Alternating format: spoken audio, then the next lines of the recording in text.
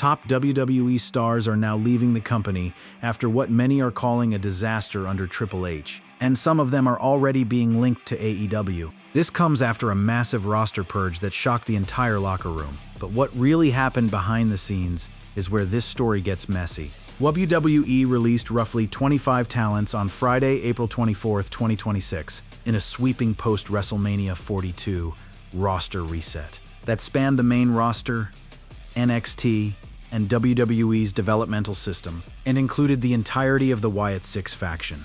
The names weren't fringe players or forgotten extras. Aleister Black, Zelina Vega, Kairi Sane, the Motor City Machine Guns, and Tommaso Ciampa are some of the biggest names to have left WWE already in 2026. Note, Ciampa left of his own accord back in January, but we'll get to him. The April 24th cuts hit different. The April 25th releases mark one of the largest single-day cuts in recent WWE history. This wasn't a quiet, behind-the-scenes thinning of the roster. This was a chainsaw taken to active storylines, tag teams with momentum, and characters fans had invested months, in some cases years, into caring about. Several superstars were released, and among them was Kairi Sane, whose exit shocked fans because she was part of an active storyline on Monday Night Raw, involving Asuka and Iwo Sky. She wasn't sitting at home. She wasn't buried in catering. She was on TV every week in a story fans were following closely. And then she was gone. The Motor City Machine Guns seemed to be building towards somewhat of a feud, as the two stars were frustrated with one another over Johnny Gargano. However, again, this story did not pick up, and it seems it will be one more that's left incomplete by WWE, as they have been released. Aleister Black, Zelina Vega, Kairi Sane, and the Wyatt Six all reportedly left the WWE, and the SmackDown superstars were among numerous names, released by the promotion on Friday after WrestleMania 42. And within days of these cuts, the question everyone was asking was simple. Whose call was this? Was it the suits at TKO pulling strings from above? Or was this coming from inside the house? On Wrestling Observer Radio, Dave Meltzer spoke on the situation, noting that nobody above Paul Levesque is saying who to cut. In other words, these were Triple H's calls. And with those calls came a storm of backlash that the man at the helm of WWE Creative was not prepared for. Now, to understand why these cuts feel so catastrophic, you have to understand what was happening behind the curtain at WrestleMania 42, because the chaos there set the stage for everything that followed.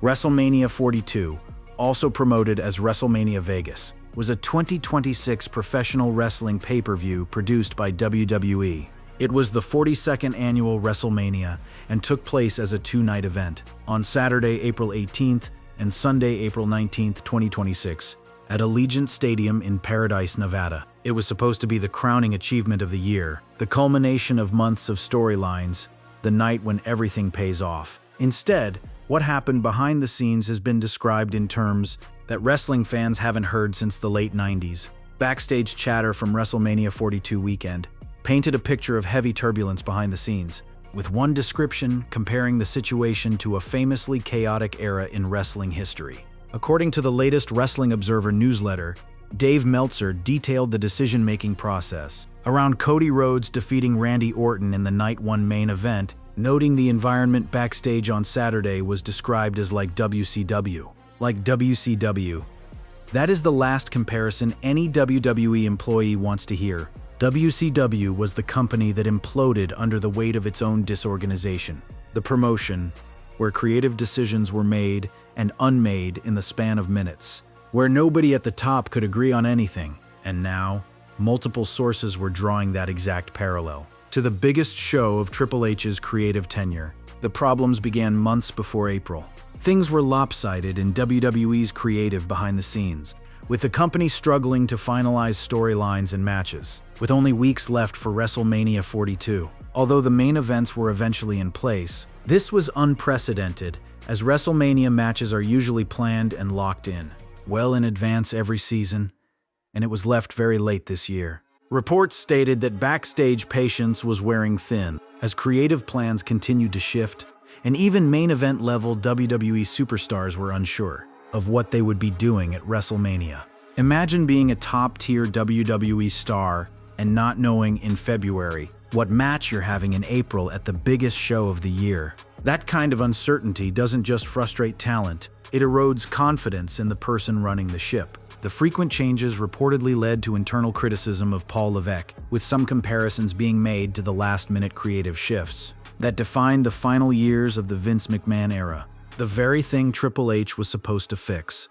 The chaos, the last-minute rewrites, the lack of vision was happening on his watch, and it was getting worse. Then came WrestleMania weekend itself, and it went nuclear. The central controversy revolved around Pat McAfee and Jelly Roll being inserted into the Cody Rhodes and Randy Orton WrestleMania 42 program. That situation centered around Pat McAfee and Jelly Roll being inserted into the Rhodes and Orton program, a move reportedly pushed by TKO CEO Ari Emanuel rather than WWE creative. Meltzer added that many on the wrestling side were unhappy because they felt the celebrity involvement took attention away from a world title story WWE had been building for months. The One notes there was a ton of chaos backstage regarding TKO's involvement in the creative of WrestleMania 42. They have final say but almost never use it, and only chose to do so at what was called the most inopportune time. So let that sink in. TKO, the parent company, rarely interferes. But when they did choose to step in, they did so at WrestleMania, in the biggest match of the night, overriding plans that Triple H and his team had worked on for months.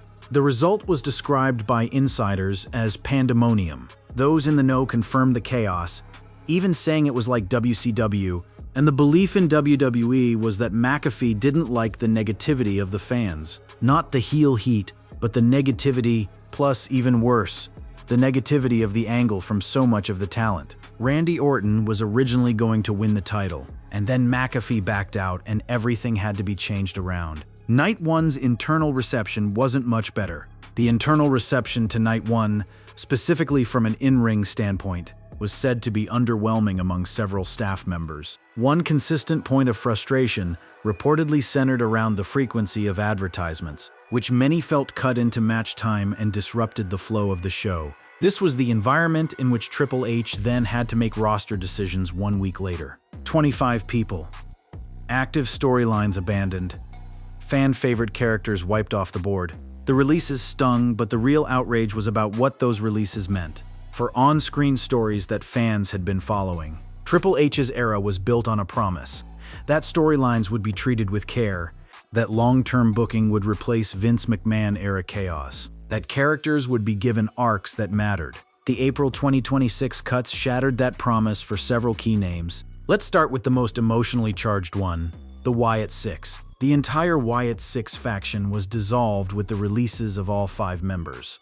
The group formed in June 2024 after Bo Dallas returned as Uncle Howdy to honor his late brother Bray Wyatt, who passed away in August 2023. The faction had been operating on SmackDown for the better part of 2 years. Dallas portrayed the Uncle Howdy character and served as the faction's leader. He returned to WWE in 2024 specifically to launch the Wyatt Six, following his brother's death. This wasn't just a faction, this was a man carrying on his dead brother's legacy. And the fans knew that. On June 17, 2024, the faction made their jaw-dropping debut to end Raw. It was a perfect introduction which set social media on fire. It was also as good as it got. The creative trajectory following that debut went from breathtaking to bewildering. Over time, the Wyatt Six struggled to build a distinct identity beyond their origin story. Momentum slowed, screen time decreased, storylines lost urgency. WWE seemed to run out of ideas as it related to the Wyatts, relegating the spooky group to a never-ending feud with the MFTs over the very lantern that Bray Wyatt used to accompany him to the ring. In the end, the MFTs emerged victorious in the battle, seemingly putting an end to the Wyatt Six. The biggest issue was that they never evolved. For 18 months, it was the same entrance and no reason to exist. Outside of keeping Bray Wyatt's memory alive, who were these people beyond the tribute to the past?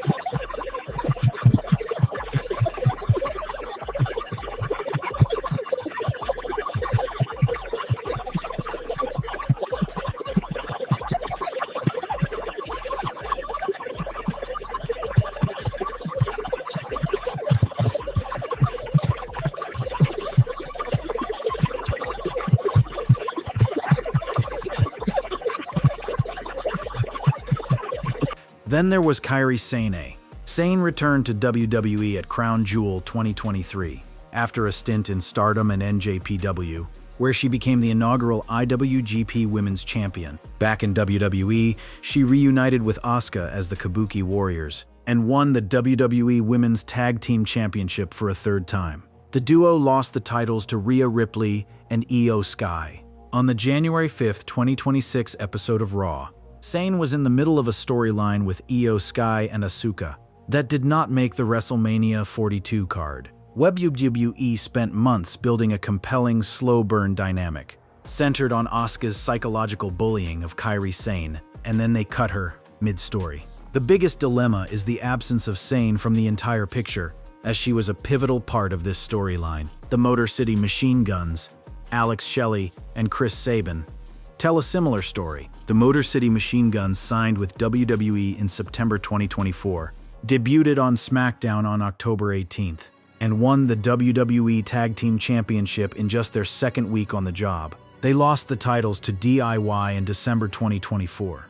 Their departure ends a run that many considered long overdue. Shelley and Sabin spent 2 decades winning championships in TNA, ROH, and NJPW before finally arriving in WWE. 2 decades those men waited for a shot on the biggest stage in wrestling. They got about 7 months before being told their services were no longer needed. And then, Aleister Black. Black returned to WWE 1 year ago. It marked his second stint with the company after a respectable run in AEW. After beating Damian Priest in a last man standing match in October, it seemed like WWE was ready to move Black up the ladder, but nothing came of it. The pattern is clear. Triple H's creative team would invest time and TV hours building a story, and then abandon it entirely when the budget review came around. The criticism from fans was relentless.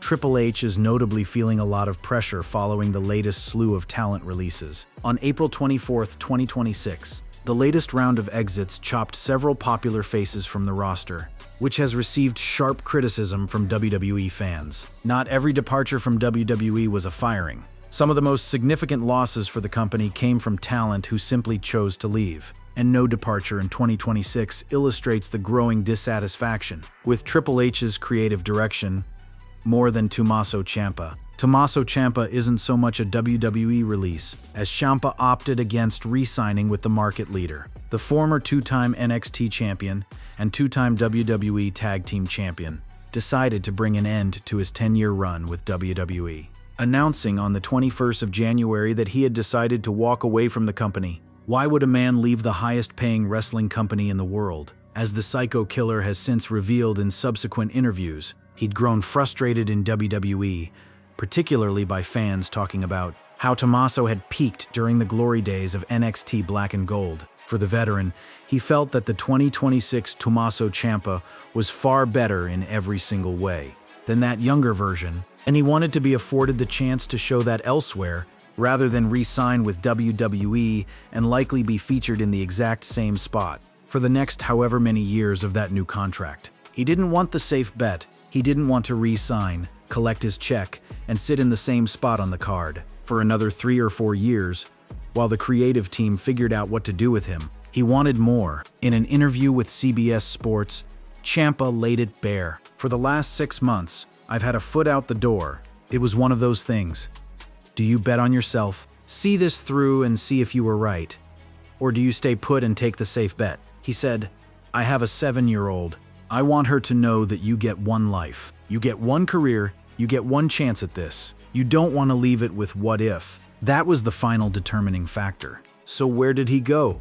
Straight to AEW, where Tony Khan was waiting. Ciampa debuted on AEW Dynamite on January 28, 2026, immediately challenging TNT champion Mark Briscoe and reigniting their historic rivalry. AEW president Tony Khan confirmed Ciampa's signing shortly after his debut. And what happened next was remarkable. Following his surprise appearance on the January 28th episode of AEW Dynamite, Tommaso Ciampa made his highly anticipated in-ring debut on the January 34th episode of AEW Collision, and shocked the world by defeating Mark Briscoe to become the new AEW TNT champion. The Psycho Killer became the second AEW wrestler after Mercedes Moné to win a title in their debut match. A title in his debut match. 10 years in WWE, and Ciampa was slotted in the mid-card tag division. 1 week in AEW, and he's a singles champion with a clear direction. If there were ever a before and after picture of what Triple H's creative limitations looked like, compared to what another company could offer, Ciampa painted it in bold strokes. In the following months, Ciampa would turn heel and go on to challenge for several titles: the AEW National Championship at Revolution, the TNT Championship at Dynasty, and the AEW World Championship on the April 22nd episode of Dynamite against Darby Allin. He went from being told he'd peaked 8 years ago to challenging for a world championship in the span of 3 months. That is what leaving WWE looked like for Tommaso Ciampa. And you have to wonder, how many of the 25 people who were just shown the door are looking at his story and thinking the exact same thing? The bigger picture. What Triple H built and what's crumbling. When Triple H assumed creative control of WWE in the summer of 2022, the wrestling world celebrated. The NXT architect was finally steering the main roster. Long-term storytelling, character arcs, respect for the in-ring product. That was the promise. When Triple H stepped into creative control, many fans believed it signaled stability. Familiar names who had been released during prior regime changes were suddenly back on television. The message was clear. Unfinished business would finally be handled the right way. He brought people back. Aleister Black, Dakota Kai, Braun Strowman, Dexter Lumis. These were talents who had been discarded by the previous regime, and Triple H pulled them back into the fold, suggesting that his vision was bigger, more inclusive, more respectful of the performers. Fast forward to this week, and that optimism feels complicated. A fresh round of roster cuts saw several of those returning stars released once again. For 6 talents in particular, the promise of redemption turned into another abrupt exit. While Triple H's era has produced strong storytelling at the top of the card, the middle tier has seen constant shifts. And that is the fundamental critique of this regime. If you are Roman Reigns, Cody Rhodes, or CM Punk, you are protected. Your storyline will be invested in. You will have a direction. But if you're Kairi Sane, or the Motor City Machine Guns, or the Wyatt Six, you exist at the mercy of a creative team that can abandon you. The moment the budget conversation starts, Dave Meltzer explained that while there could be financial oversight from the corporate side, the actual talent decisions still come down to Levesque, similar to how things functioned during the Vince McMahon era. He noted, "There's not a chance TKO is ordering who to cut. It is possible they've got an unofficial salary cap, and Levesque as the manager has to keep the number below that." What WWE Chief Content Officer Triple H and WWE President Nick Khan were the masterminds behind the latest roster cuts following WrestleMania 42, as per Fightful. It has been reported that TKO was not the driving force behind the releases. So this isn't TKO forcing Triple H's hand. This is Triple H exercising his authority. He chose who stayed and who went. And the combination of WrestleMania chaos, incomplete storylines, dwindling fan trust, and the ongoing pressure to produce consistent television has led to one conclusion. Even Vince Russo has predicted that Triple H will depart from his creative role by the end of 2026. Russo has stuck to his idea that Triple H will be gone by the end of 2026 from his creative role. WWE CCO Triple H hasn't had the greatest run creatively of late, and has faced constant backlash. Now, that's Vince Russo's opinion. We can take it or leave it. But the fact that the conversation is even happening, that people are openly speculating about whether Triple H can survive this, shows how far things have fallen from the honeymoon period of 2022. 2025 was the ultimate roller coaster ride for WWE fans. It revolved around John Cena's retirement tour, whose end was a mixed bag for the entire Cenation. Although it did produce some amazing moments, it was far from WWE's best year. It was also easily the most underwhelming under Triple H's creative regime. Meanwhile, AEW isn't just waiting around. They are watching, and they are picking up the pieces. Ciampa has already proven that leaving WWE can reinvigorate a career. AEW's biggest acquisition in 2026 so far has been the signing of Andrade, and El Idolo made his presence felt on Dynamite, appearing after the trios match between The Demand and the Young Bucks, with his AEW contract up at the start of 2026. Reports emerged that Powerhouse Hobbs was looking to try his luck away from AEW, with there said to be firm interest in him from WWE. That firm interest saw Powerhouse Hobbs make his WWE debut at Royal Rumble 2026, repackaged as Royce Keys. Traffic is moving in both directions, sure, but the overwhelming narrative heading into the summer of 2026 is this. WWE just cut 25 people. Many of them were in the middle of stories. Some of them are championship-caliber talents. And across the aisle, AEW has proven it's willing to give those talents a genuine platform. Ciampa walked out of WWE and won a title in his debut match. WWE's annual post-WrestleMania releases saw several big stars let go, some of whom could end up in AEW. The question is no longer whether these released WWE stars will wrestle again. The question is which of them will follow Ciampa's blueprint, show up on Dynamite or Collision, and prove that the problem was never them. It was the system they were in. Now, does all of this mean Triple H is done?